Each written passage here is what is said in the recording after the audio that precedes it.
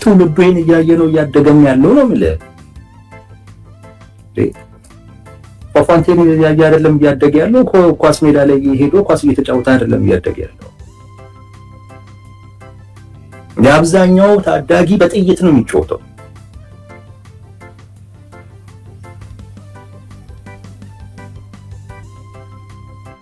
አብዛኛው ታዳጊ የሚያየው ሞት ነው፣ ጎል አይደለም። ፋውንቴን አይደለም፣ ሞት ነው የሚያየው። ውሃ ሲደንስ አይደለም የሚያየው፣ ደም ሲረጭ ነው የሚያየው። አብዛኛው የነገው ትውልድ ጠቅላይ ሚኒስቴሩ እንደሚሉት እሳቸውን የሚያመሰግን አይደለም። በዚህ እንዳትሳሳቱ።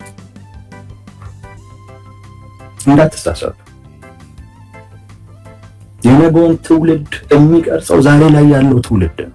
ጦርነት አለኝ አካባቢ በቃ የጥይት ድምፅ ሰማለሁኝ ማለችና ካለ ድምፁ ሰውን ገድሏል ማለት ነው። እንደዛ ካላለ ስቷል ማለት ነው፣ ወይም ወደ አየር ነው የተኮሰው እንደማለት ነው። ይሄ ነው እኮ ትውልዱ። እኔን አላውቅም፣ ችግር የምታቆለን አላውቅም። አብዛኛው የትውልዱ አባል ይሄንን እየሰማ ነው እያደገ ያለው። እንደዚህ አይነት ዕውቀት ነው ይዞ እያደገ ያለው እና ነገ ከነገ ወዲያ የጠቅላይ ሚኒስቴሩን የኮሪደር ልማት ምናምን የሚባለውን ነገር የሚያሞጋግስ ሳይሆን ምናልባትም የሚያፈራርስም ሊሆን ይችላል። ህይወቱ ላይ፣ በሀብቱ ላይ፣ በሀገሩ ላይ ጥቂት ተረኛ የሆኑ ግለሰቦች ሲወስኑ ፈላጭ ቆራጭ ሲሆኑ ነው እያየ ያለው እየኖረ ያለው። ያውኑ ጠቅላይ ሚኒስቴሩ መስተካከል ያለባቸው ሰው ናቸው። መሰረታዊ የሆነ የህዝብ ጉዳይ ተረስቷል። ሰው ሰላም አጥቶ ነው የሞተ እኮ ነው የረገፈ እኮ ነው። ጊዳ አማራ ክልል ላይ፣ ኦሮሚያ ክልል ላይ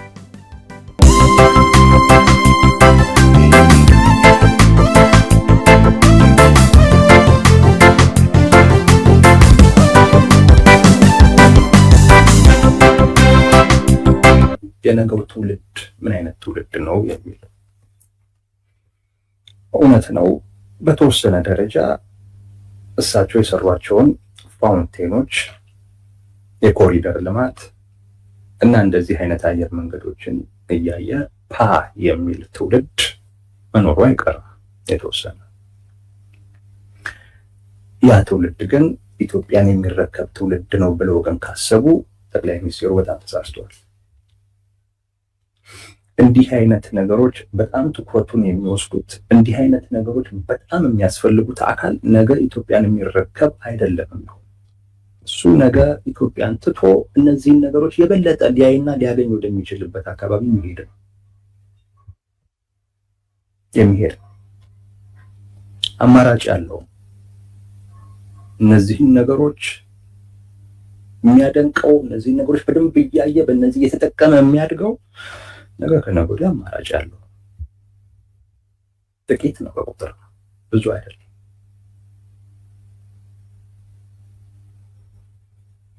አብዛኛው ግን ነገ ኢትዮጵያን የሚረከበው ትውልድ እያየ እያደገ ያለው ጠቅላይ ሚኒስትሩ እየሰሯቸው ያሉ ፕሮጀክቶችን አይደለም። እየሰማ እያደገ ያለው ጠቅላይ ሚኒስትሩ የሚያወሩትን ወይም ደግሞ እሳቸው ስለሰሯቸው ስራዎች የሚወሩትን ነገሮች እየሰማ አይደለም። አብዛኛው የነገው ትውልድ ጥላቻን እየወረሰ ነው እያደገ ያለው። ዘረኝነትን እየወረሰ ነው እያደገ ያለው።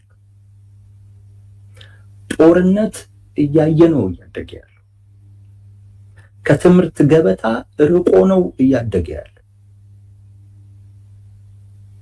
የቤተሰቡን ችግር እያየ ነው እያደገ ያለው።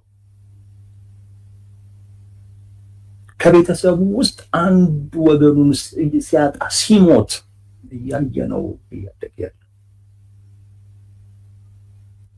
የነገው ትውልድ ጠቅላይ ሚኒስቴሩ እንደሚሉት እሳቸውን የሚያመሰግን አይደለም። በዚህ እንዳትሳሳቱ።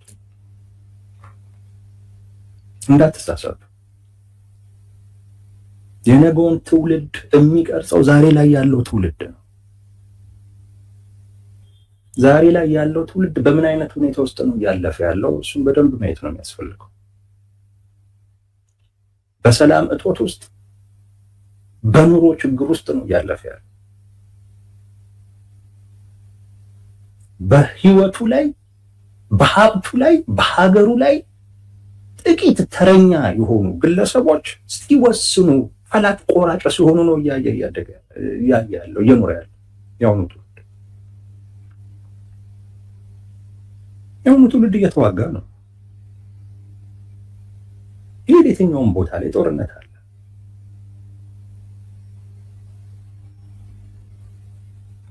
በሁሉም አይነት በሚዲያም በምንም በለው ውጊያ ላይ ነው።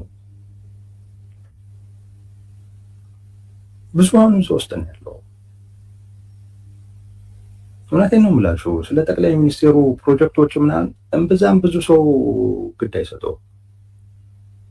እዚህ ብልጽግና ሰዎች ምናምን ካልሆኑ በስተቀር እምብዛም ትኩረት የሚሰጡ የለም። ለመቃወም ካልሆነ በስተቀር ለማጣጣል ካልሆነ በስተቀር ያነሰውም የለም። የምታዩት ነው። ሶሻል ሚዲያው እኮ መለኪያ እኮ ነው ለዚህ። የነገው ትውልድ እኮ ይሄንን ነው እየተመገበ እኮ የሚያድገው። ይሄንን ነው እየሰማ እኮ የሚያድገው።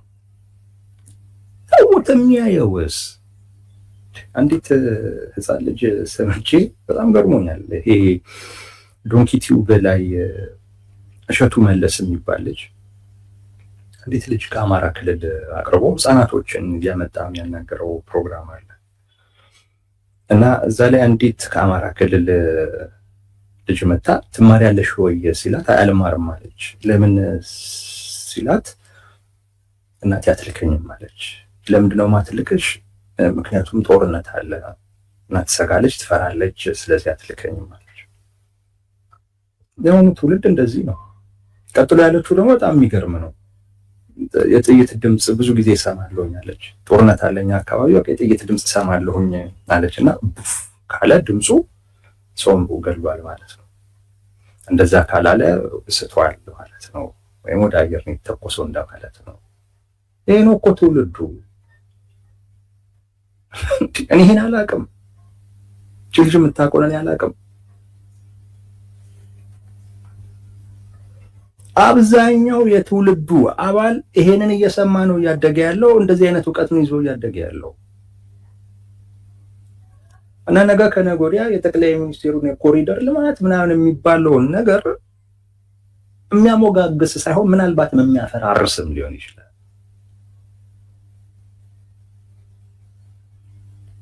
በዘር ነው እየተሰበከ ያለው፣ ጥላቻ ነው እየተሰበከ ያለው አጠቃላይ ፖለቲካው።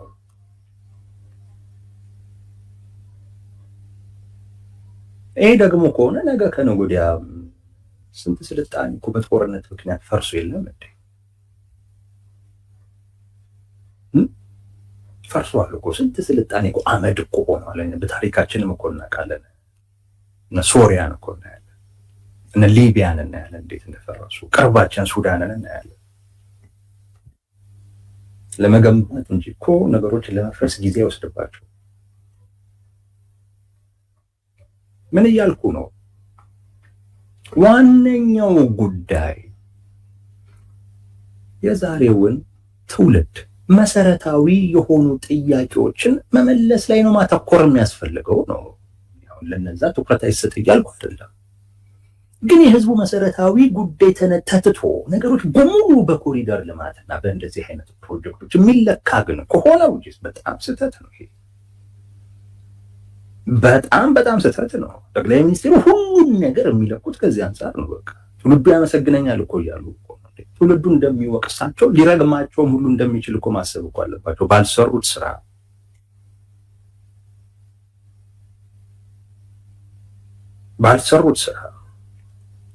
ትውልዱ እኮ እሳቸውን ወቅሶ ተቃዋሚዎቻቸውን ደግሞ ሊያመሰግን እንደሚችልም እኮ ማሰብ እኮ አለባቸው። ምክንያቱም ብዙ ያልሰሩት እኮ አለ እንዴ። ጠቅላይ ሚኒስቴሩ እኮ ማለት የመንግስትነት ግዴታቸውን መወጣት ተስኗቸው፣ ነገር ግን በሚሰሯቸው በግል ፕሮጀክቶቻቸው መንግስት እንደሆኑ አድርገው ለማሳየት የሚሞክሩ ናቸው። ፌለሪታቸውን ነው በዚህ ለመደበቅ የሚሞክሩት። እውነታው እኮ ነው። ኮሪደር ልማት አይጠቅምም እያለን አይደለም። እንደዚህ አይነቱም የአየር መንገድ ምናምን አይጠቅምም እያለን አይደለም። ይጠቅማል። ነገር ግን መሰረታዊ የሆነ ጉዳይ ግን ተትቶ ግን አይደለም። የሁሉም ነገር መለኪያ አይደለም። በነገራችን ላይ ይሄንን ፕሮጀክት መደገፍ አለመደገፍ ከሀገርን ከመውደድ ካለመውደድ ጋር በፍጹምም አይያያዝም። አያስፈልግም ሊልህም ይችላል ሰው። አንዳንዱ እኮ ከዘረኝነት ጋር እያያዘው እኮ የቢሾፍቱን አየር መንገድ፣ አንዳንዱ እኮ የነበሩ ቅርሶችን የማጥፋት ጉዳይ አድርጎ እኮ እያየው እኮ ነው። ለምሳሌ አርማው የኢትዮጵያ አየር መንገድ አርማ መቼ እንደተቀየረ አላውቅም። ነጭ ሆኗል። በፊት አረንጓዴ፣ ቢጫ፣ ቀይ ነበር። ተምብሌኑ ላይ እንደምትዩት ነጭ ነው። የሆነ ጊዜ ይሄን ነገር የኤርፖርት ጣራው አካባቢ ላይ ታይቶ የሆነ ጫጫታ ሶሻል ሚዲያ ላይ አስነስቶ ነበር እና ኤርፖርቱ የሰጠው ምላሽ አይ ገና እየተቀባ ስለሆነ ነው የሚል ነበር። አሁን ከጠቅላይ ሚኒስቴሩ በስተጀርባ ያለው እንግዲህ ያልተቀባው ከሆነ አላውቅም። ነገሮችን ሁሉ ማጥፋት ነገርም ሁሉ አድርገው የሚያዩታል። ለዛም አድርገው የሚያዩታል።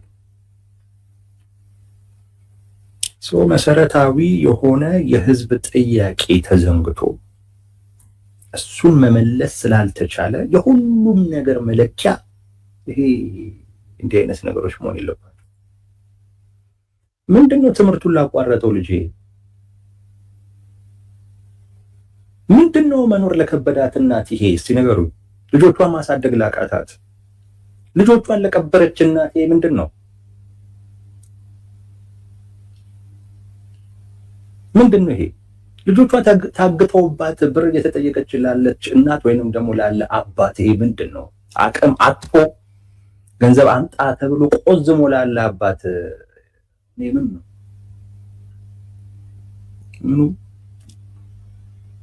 ምንም አይደለም። ብሔርተኝነትን ሊቀንስ የሚችል ጥላቻን ሊቀንስ የሚችል አንድነትን ሊፈጥር የሚችል አይነት ነገር ያስፈልጋል። ይሄ ከስሙ ሰው ከስሙ እኮ ነው የሚጣላው። ቢሾፍቱ ሲባል የምን ቢሾፍቱ ነው ይላል፣ ደብረ ዘይት ነው ይላል። በቃ እኮ የሚያጋጭ እኮ ነው ራሱ ነው ያነታረከ ነው። የታለ አረንጓዴ ቢጫ ቀይ ይላል፣ ለምን ኦሮሚያ ላይ ተሰራ ይላል፣ ለምን ወደዚህ አካባቢ አልተሰራም ይነሳል። ገና ከወዲሁ ከዘር ጋር ነው ተያይዞ ጉዳዩ እየታየ ያለው። አይጠቅምም እያልኩ አይደለም፣ ይጠቅማል። ነገሮች ግን በዚሁ ግን የሚቀጥሉ ግን ከሆነ ሊፈርስም እንደሚችል ማሰብ ያስፈልጋል። ሰላም ከሌለ ሰው መኖር ከከበደው ወዴት ሊሄድ እንደሚችል እኮ ይታወቃል። ወዴት ሊሄድ እኮ እንደሚችል እኮ ይታወቃል። ይሄ ሰላም አያመጣም።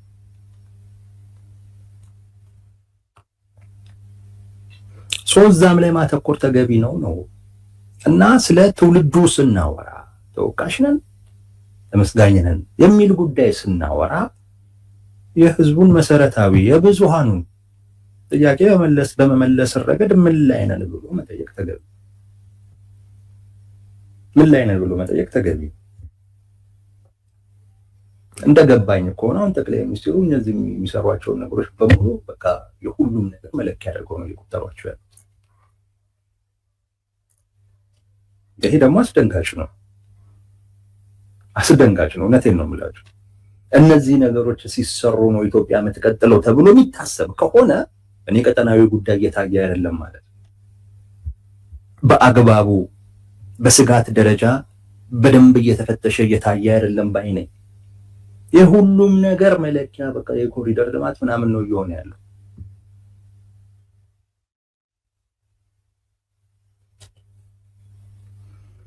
እና ነገ ከነገ ወዲያ ትውልዱ ማንን ያመሰግናል፣ ማንን ይወቅሳል? መለኪያው ይሄ ኮሪደር ልማት ነው እየሆነ ያለው። በነገራችን ላይ አብዛኛው ስራም ኮሪደር ልማት ነው። የቢሾፍቱ ኤርፖርት በተለይ ከዛኛው አየር መንገድ እስከ አዲስ አበባ አየር መንገድ ያለው 30 ኪሎ ሜትር ላይ የሚሰራው ነገር አብዛኛውን ወጪ የሚወስድ ይመስለኛል። ጠቅላይ ሚኒስትሩ እንደተናገሩት ሆኖ ወደ 12 የሚደርስ መኪኖችን ማስተናገድ የሚችል ሃይዌይ ነው የሚሰራው እና ደግሞ ከጎኑም ደግሞ የሚሰሩ ኮሪደር ልማቶች ግሪን ምናምን እንደዚህ አይነት ነገሮችም አሉ። እሱ አብዛኛው እንትን ይወስዳል። እሱ የሚቀር ጉዳይ አይደለም። በጣም ቅንጡ የሆነ አየር መንገድ በጣም ቅንጡ፣ ምንም ጥርጥር የለውም። ለኢትዮጵያ ለኩራቷ ለምኗ የሚጠቅም ነው። እኛ ደግሞ እንወዳለን፣ እንዲህ አይነት ነገር እንወዳለን። አፍሪካ አንደኛ ሲባል ምናምን ደስ ይለናል፣ ጥያቄ የለውም። ያንን ስሜት የሚመግብ አይነት ፕሮጀክት ነው። ነገር ግን ነገ ከነገ ወዲያ ትውልዱ ለማመስገን ለመውቀስ ይህንን መለኪያ ግን ያደርጋል ብሎ መደምደም ግን በጣም ስህተት። ይሄ አብዛኛው ሕፃን አብዛኛው ታዳጊ ያለበትን እውነታ መካድ ነው። እውነቴን ነው የምላችሁ። ከጠቅላይ ሚኒስትሩ በተቃራኒ መቆም የሚያስመሰግንም ሊሆን ይችላል። እንደውም ሞስት ፕሮባብሊ ይሆናል ባይ ነኝ። ምክንያትህ ታዳጊው ያለበትን እውነታ መሰረት አድርገህ ከሆነ ማለት ነው። ሌላ ምክንያት ኑሮ ከሆነ ተው። ግን የህዝቡን እውነታ መሰረት አድርገህ ከጠቅላይ ሚኒስትሩ በተቃራኒ መቆም የሚያስመሰግን እንጂ የሚያስወቅስ ጉዳይ አይደለም። ጠቅላይ ሚኒስትሩ መሰረታዊ በሆነ ጉዳይ ላይ ፌል አድርገዋል። ይህ ነገር ደጋግሜ የምናገረው መኩራራት እያየሁ ስለሆነ ነው። እውነቴን ነው የምላችሁ። የሆነ መኩራራት እያየሁ ስለሆነ ነው። በፍጹም ስህተት ነው። መሰረታዊ በሆነ ጉዳይ ላይ ወድቀህ ከዛ ባነሰ ጉዳይ ላይ ደግሞ ተሳካልኝ ብለህ ለዚሁም ውስን ቦታ ላይ መኩራራት ስህተት።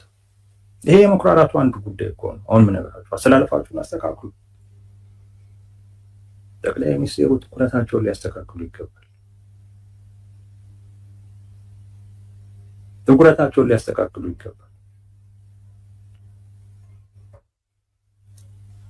ጠቅላይ ሚኒስትሩ መስተካከል ያለባቸው ሰው ናቸው። መሰረታዊ የሆነ የህዝብ ጉዳይ ተረስቷል። ሰው ሰላም አጥቶ ነው የሞተ እኮ ነው የረገፈ እኮ ነው። ሂድ አማራ ክልል ላይ፣ ሂድ ኦሮሚያ ክልል ላይ። ዛሬ እንኳን እየሰሙ ያሉት ኦሮሚያ ክልል ላይ አንድ መኪና ታግቶ እንዳለ ተሳፋሪ ተወስዷል። ታግተው ኦሮሚያ ላይ፣ አማራ ክልል ላይ ሞት አለ። እዛ ያለ ታዳጊ ወደ ቁጥሩ ስንት የሚሆን ከ4 ሚሊዮን በላይ የሆነ ታዳጊ እኮ ትምህርት ቤት እኮ አይደለም። እኔ አሁን ለዚህ ጠቅላይ ሚኒስትሩን ብቻ እየወቀስኩኝ አይደለም፣ ግን ትውልዱ ይሄን እያየ ነው እያደገም ያለው ነው የምልህ። ፏፏንቴን እያየ አይደለም እያደገ ያለው፣ ኳስ ሜዳ ላይ ሄዶ ኳስ እየተጫወተ አይደለም እያደገ ያለው። የአብዛኛው ታዳጊ በጥይት ነው የሚጫወተው።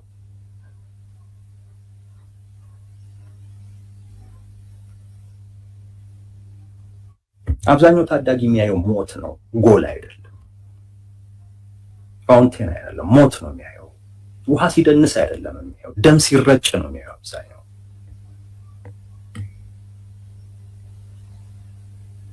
እዛ ጋር የሆነ በመብራት የቀላ ውሃ አይደለም፣ ናቹራል ደም ነው የሚያየው፣ ደም ሲፈስ ነው የሚያየው።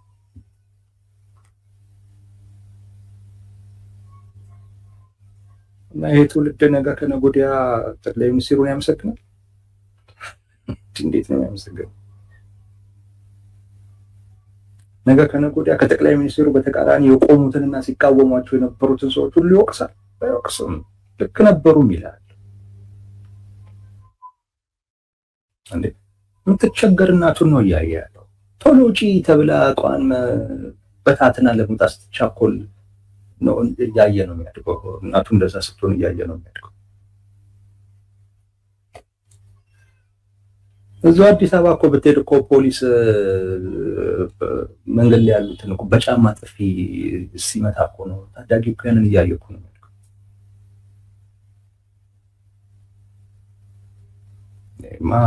ትንሽ እንደዚህ አይነት መኩራራት ተገቢ አይደለም። በልክ ሲሆን ጥሩ ነው። በልክ ሲሆን